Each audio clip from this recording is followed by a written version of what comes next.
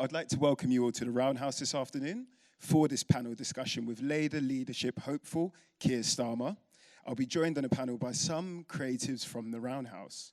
I'd like to introduce our panelists this afternoon, Keir Starmer, Phoebe, and Tamelka. Would you guys like to just say a few words and introduce yourselves? Hi, I'm Phoebe. I'm 22 from South East London, and I'm a documentary maker and producer. Hi, I'm Tamelka. I'm 25, and I'm an audiovisual artist.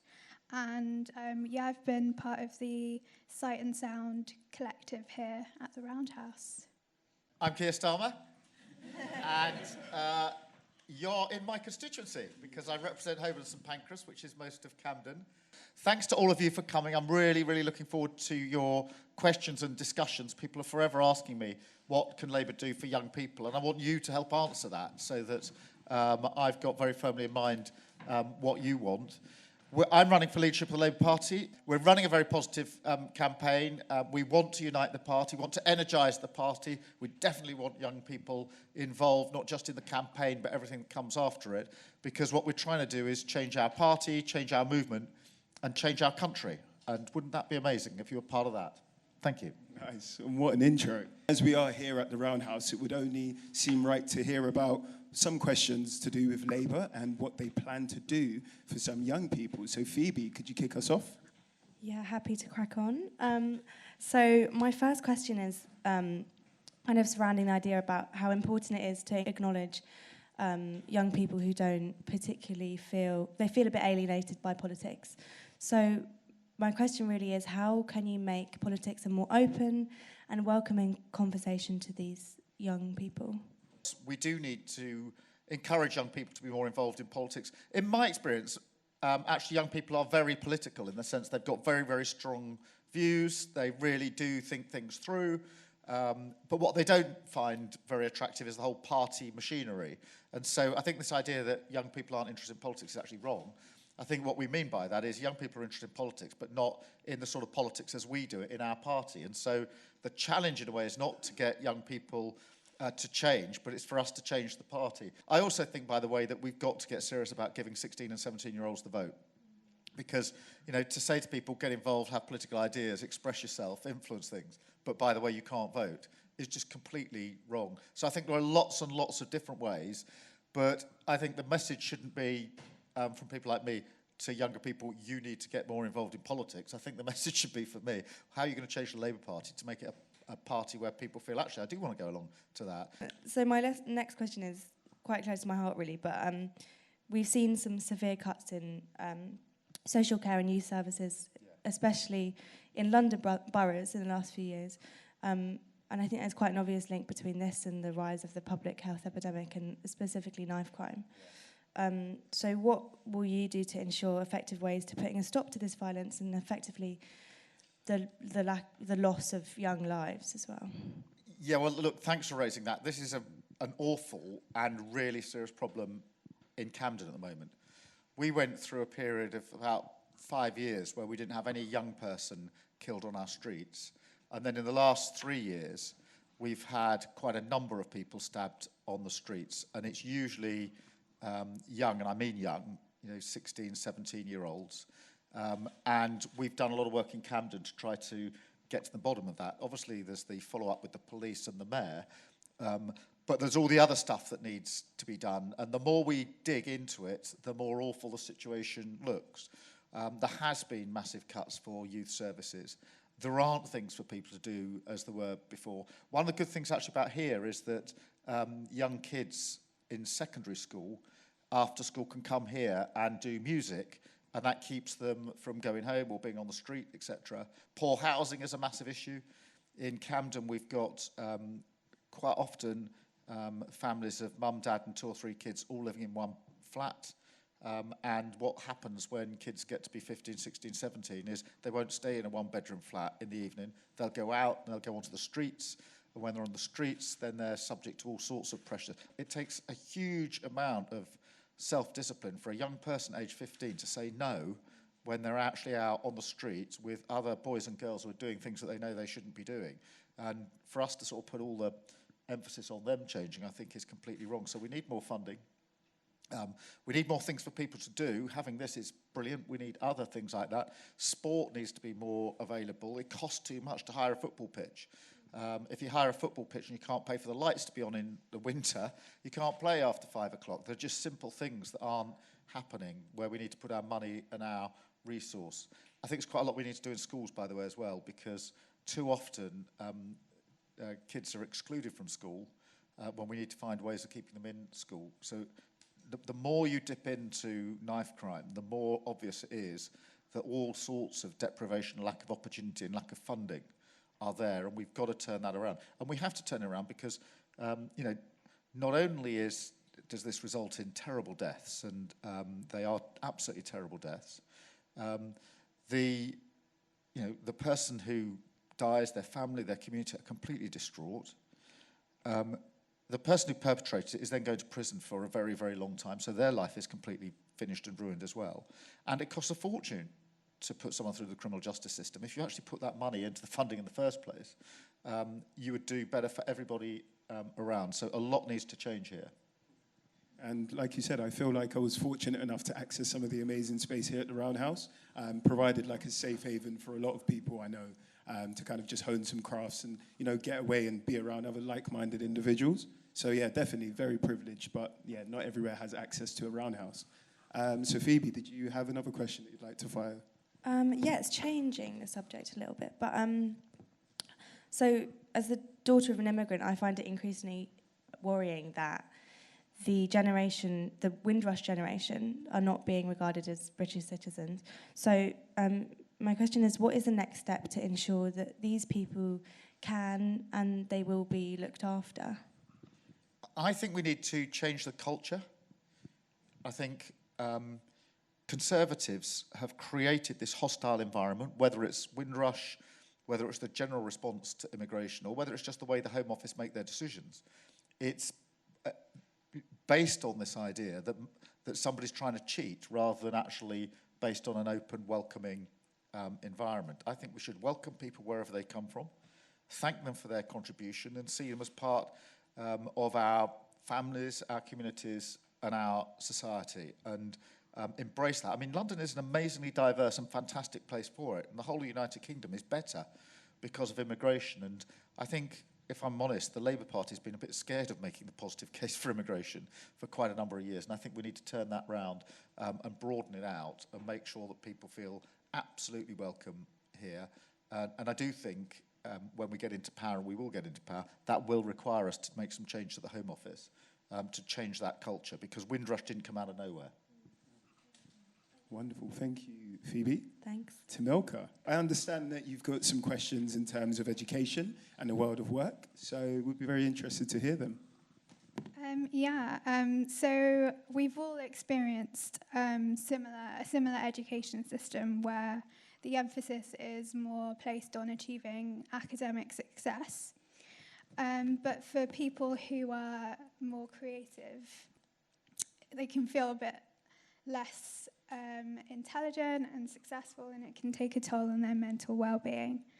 How can you help more creatively inclined young people feel embraced in the education system? I'm not against us testing in schools, but I think it's gone too far. I think the only thing that seems to matter now is the Ofsted ranking. And it's become much too regimental, and it means that there isn't the space sometimes for more creative thinking. I don't think there's a space actually for children and young people to be exposed to other things they could do with their lives. I think if you want to encourage people to have different careers, different things they're going to do with their life, they need to be exposed to it. And I think in some families where parents have lots of contacts and friends, that happens, and it's very encouraging and a great thing too. But for many families, they don't have that. And therefore, the space at school has to be wide enough for creative people to come in and talk to kids about how you might get on if you want to be creative. What are the creative arts? We've got amazing things going on in the creative arts. But do some of the kids in our primary and secondary school know much about it? Probably not, because they don't have connections, they don't have family members, and the school hasn't created the space for it. So I think we need to open our schools up a bit. I also think we put too much emphasis on going to university. I think we shouldn't be so focused on university. There are so many other things that people can do. and we should value them just as equally. Quite often, I think, we think if someone goes to university, that's a good thing. If they don't, somehow it's not a good thing. And we've got to break away from that and say there are many, many other ways of achieving and celebrate them all in the same way. Lovely. And Tamilka, do you have a final question that you wanted to ask? Yeah, my question centred more on young people in the workplace.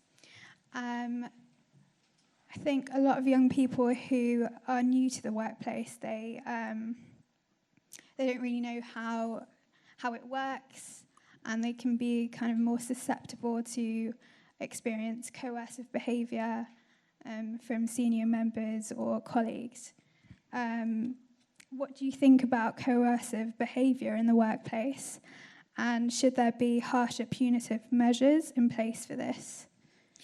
Firstly, I think, going back to the last answer, we need to skill people up to go into the workplace.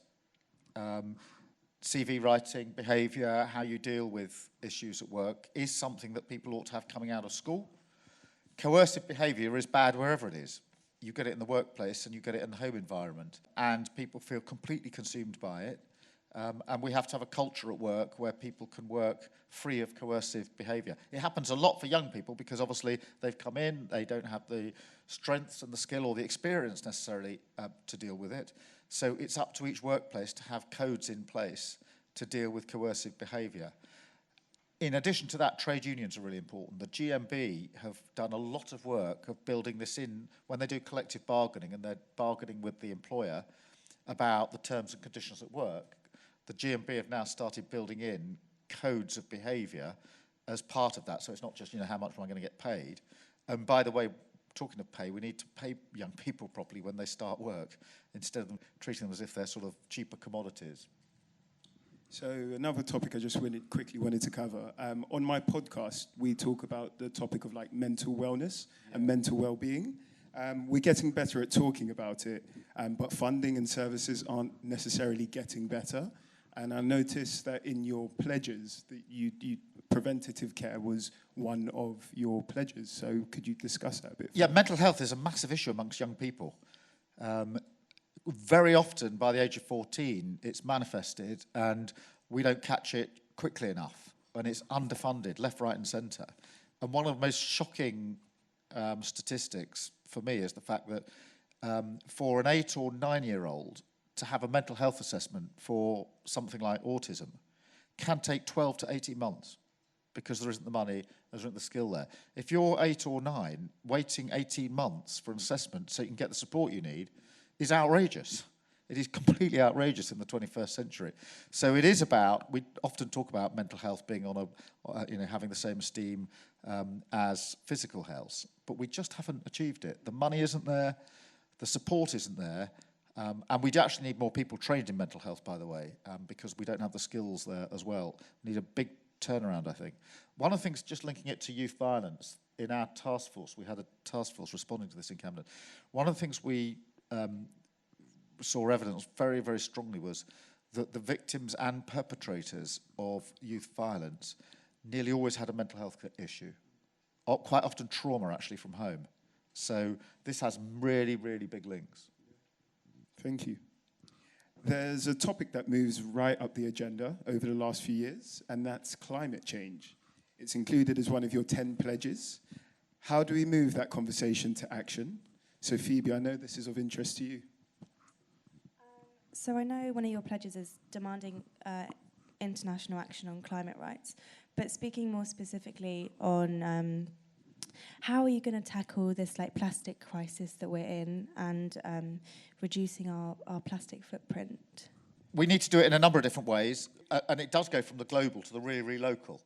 Globally, I think we need stronger agreements. The Paris Agreement is fine, but it's not strong enough. I don't think countries aren't really held to account under those agreements, and I think we need to change that, particularly when it comes to plastics, because if the whole world or regions of the world aren't acting together, then we're never going to get anywhere on this. But there is then the local. What are we doing about recycling? What are we doing about clean air plans? Camden's got a clean air plan, which is really good. Camden's brave enough to actually close quite a lot of roads and stop people going, driving around in Camden. It requires us to have very, very good public transport and other ways of getting around, but it can be done. because climate change is probably the number one threat now for us. We haven't taken it seriously enough. We're behind the curve. And we can't go on anymore saying something's good for the economy but bad for the environment, so we'll do it anyway. If it's bad for the environment, it's bad for the economy. And the Green New Deal that we at the Labour Party had in our manifesto in December was very, very good, I thought. We need to just change thinking on this completely. Lovely. Thank you very much. So I just want to double check if anyone on the panel has any final questions that they'd love to ask Keir. There was just one more thing that I wanted to ask you about, because unfortunately we've seen quite a lot of talk about this in the particularly last few days, but what are there any ways that you would have kind of stricter boundaries regarding what tabloids can print and post? Because I think especially people in the public eye, their mental health and their human rights need to be more protected. Yeah, well, we had the tragic death yesterday of Caroline, and I think that reminded people of the power of social media and media. And this is everywhere. I think for young people, social media is a fantastic thing, but also a complete nightmare. And there are no end of cases of teenagers taking their own lives because of bullying and behaviour on social media.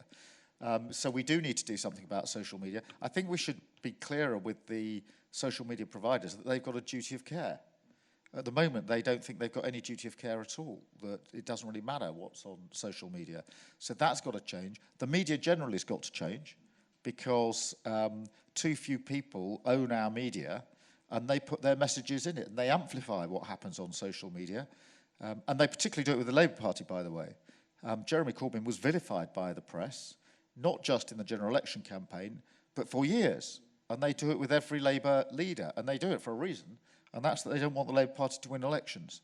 So there's got to be a huge piece of work here with the providers, I think, on social media, but also with the media more generally, and diversify and proper conduct are needed, I think, pretty urgently now. We can't just carry on like this.